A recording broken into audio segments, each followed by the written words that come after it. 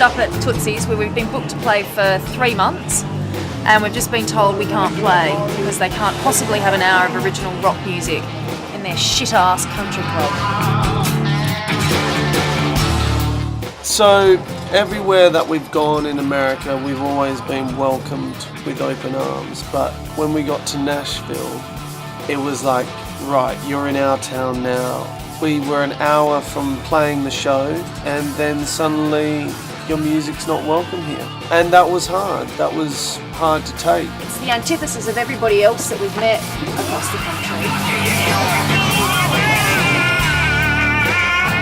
We can't play because we're a rock band and they want country. We decided, right, we're going to make the most out of this, and we hit the streets, and we ended up getting not 1 gig but 2 gigs that night. So we rocked up to this first place, which was called Big Shots. The band was kind enough to let us get up, keeping in mind that this band has been playing a 3-hour set of country music, and they're all covers. We thought it was going to go down like a shit sandwich. In this instance, luck was on our side, and that just so happened that they absolutely loved it. We had our confidence built up by this first gig, and we're like, right, let's see if we can get a gig at the B.B. King Blues Club. Ladies and gentlemen, please welcome to the stage all the way from England, Capelle. We've managed to muscle our way in to shows, so we were actually doing what we were supposed to do here on this tour. We've had to fill out a lot of the tour with open mics and last minute gigs.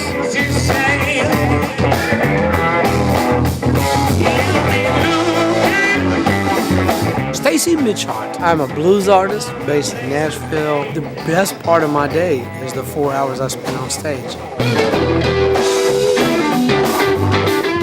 As a musician, it's like you're naked up there. You know, it's like you're this naked person and you lay out what you do. And if you get zero response, you feel like, man, maybe my shit wasn't right. You know, and then at the end of the song, they respond great. It's like you feel good about it.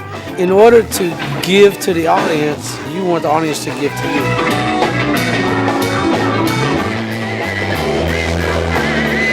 So here in Nashville, lots of charms in Nashville.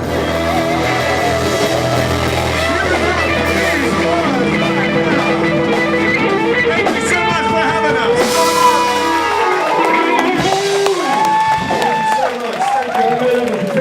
Thank you so much. Thank you, brother. My name is Mike Grimes, co-owner of Grimey's New and Pre-Love Music and The Basement, a live music venue located below Grimey's New and Pre-Love Music in Nashville, Tennessee.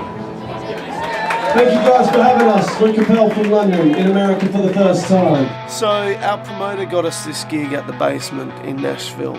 We were unsure that The Basement gig was going to be great. But then when we rocked up there in the night time, it was absolutely jam-packed, full of people.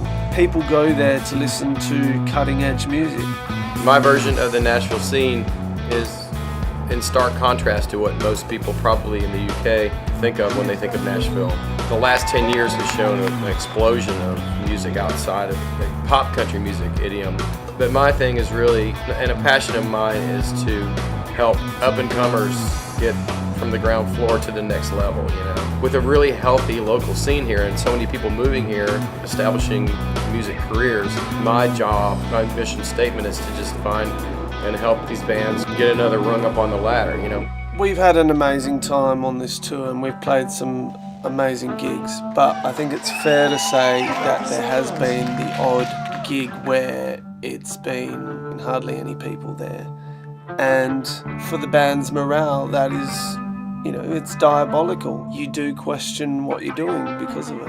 We're on a really tight budget. We've had to scrimp and save on a lot of different things. That's meant that sometimes we'll stay in an RV park and other days we'll be staying in Walmart. So Walmart is like a supermarket. It's a good way of doing it, but in such a hot climate, it can be quite uncomfortable and you end up waking up in this car park and it's roasting fucking hot and everyone's in a bad mood. It just gets to you and things end up blowing up for the stupidest reasons. You know, living in a fucking tin can, afraid of what to say.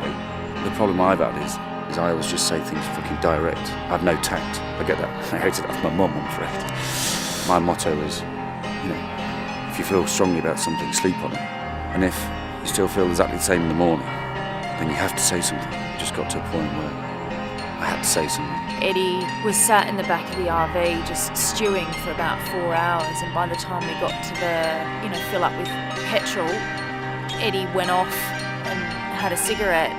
I thought, right, I've got to try and make amends with him. That's it, I've had enough. I can't do this anymore. I'm fed up with doing this now. Bang, straight to the point. He just said, I'm done. I'm done. I'm out of the band. When we get back to London, it's over. I'll see out the rest of the tour, but this is it. He walked back to the RV and I said to Nick, what the fuck? Eddie's just said that he's leaving the band. I just totaled the side of the car. We were in the fueling station. We're having an argument. Eddie said he wanted to leave the band. I got angry at him. I was fucking furious. The car was running at the time and I knew there were people wanting to use the fuel pump. And in my rage, I just put my foot down on the accelerator, turned the fucking wheel, and that's when I took the side out of the RV. It made the most almighty sound and it was just chaos. Probably the lowest I've felt the whole time here. I just think that four boys being four boys in a van, be four boys. I certainly didn't mean the way it came out. I didn't mean like that, and I'm sorry. I'm sorry, Justin. I really am. It upsets me to think that you thought that. I think on some levels, Eddie probably would have found it easier not to have a woman on board. And I could easily put my hand up and say, yeah, there are times where it would be easier not to have a woman on board and for it to be just the boys. But we wouldn't be in this position if it wasn't for Just. By the same token, you can't be in the situation that we're in with all of the work that I do, not only in planning the tour, but in financing the tour out of my own pocket, and say to me, it's a man's world and you don't fit in. In the heat of the moment, I interpreted what Eddie was saying as, we don't want you here. And I think in retrospect, I realised that that wasn't what he was saying. He was just saying, boys will be boys, and maybe I need to, relax about some of the stuff that they want to do. It's hard to separate yourself emotionally from the job and from the emotional attachment to what you're doing. And I think for me particularly, this isn't a job. My role in this band has been born out of my love for my brother and my desire to see him succeed, and by virtue of that, the band as a group and that love grows. Something snaps inside your head, like the old shutters, like short circuit, and you start going, and you don't realise it, but you've got so much stuff backed up in your brain that you just keep getting this verbal diarrhea, and it just keeps coming out and out and out and out and out. And my brain kept saying stop, but my God was saying no, and another thing, and another thing, and another thing. There's been lots of ups and downs. It's never easy, and then this happens, and it's just fucking severe kick in the nuts. Everything that we had, the magic that I've always felt, is in jeopardy, and there's a chance that by the end of this we won't have a band, and that fucking breaks my heart. I have this burning desire to make it happen, and I really wished and hoped and still hope that you guys are going to be there right beside me. So you have to make that decision for yourselves. This is the decision we need to make right here, right now. I'm here to finish the tour. I'm here to do every gig that there is. Matteo, what do you want to do? Do you want to finish, or do you want to... I won't finish. I won't finish. I won't play every gig. There was a lot of issues, arguments, first more thing that, became big. I fucking worked my ring off for this. I'm putting everything on this. And for it all to fucking fall out, like this is not fucking fair. I don't want this to fucking end,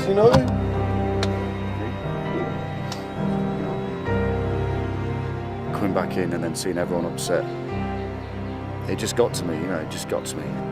All sat around sobbing because I caused it, that initial reaction. I'm not saying I caused the whole thing, but that initial reaction.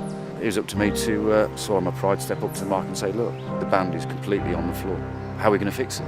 Yeah. We've learned so much on this fucking tour, not what to do and what to do.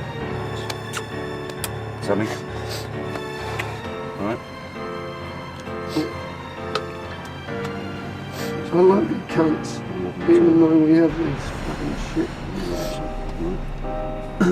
You need to empty your spuds.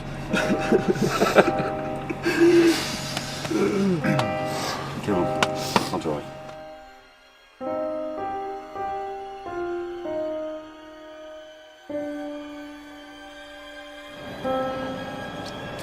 See what happens.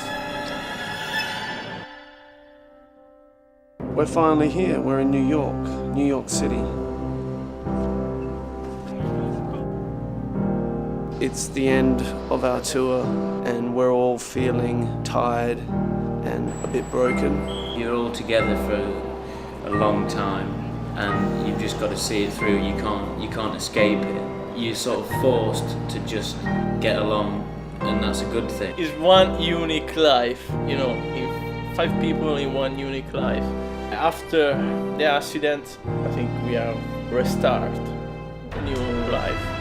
Can I just say, can we just fucking love each other and get on with what we've got to do? Yeah. It's just important to move forward as a group and to really value what an amazing opportunity we have. New York City for us is a pinnacle moment. It's one of those towns where everyone's trying to make it, everyone's trying to do something. You walk down the street and there are people filming.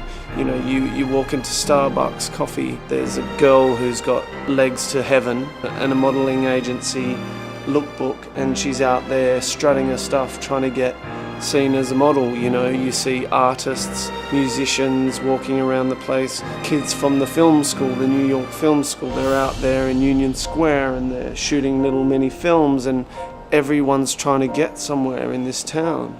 These guys are absolutely unbelievable. They are something else. They've got a lot of talent, a lot of drive, a lot of devotion, dedication. They rip it out, and so much heart.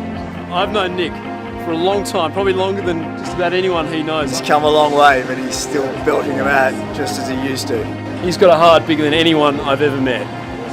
And he will put everything into this band, and he already has, and he will continue on to do so. And geez, I hope these guys make it. Performances like big tonight, time. they are going to be big. There is no doubt about that in my mind. Absolutely exceptional. This has not broken us. We will fucking die for this.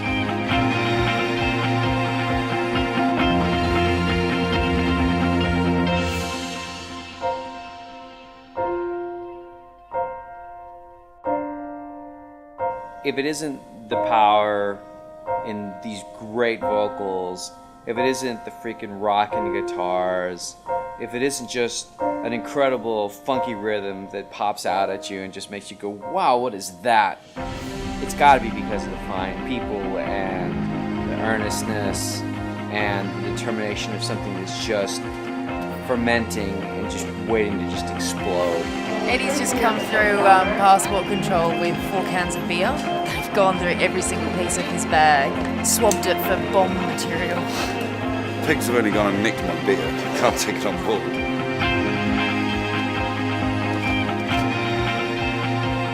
I think it's time for a little bit of a twinkle, don't you? I can't believe I had my beer nicked. I'm tired, pissed, hungover. Need a fag.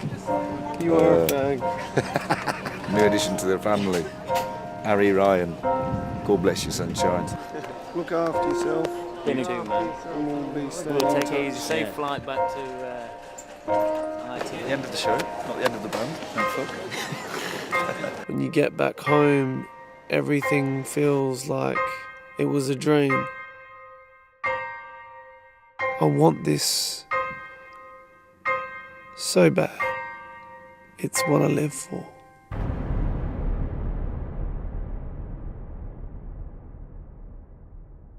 Well, you say tomato, I say tomato, you say tomato, I say tomato, tomato, tomato, tomato, tomato. Let's call the whole thing off.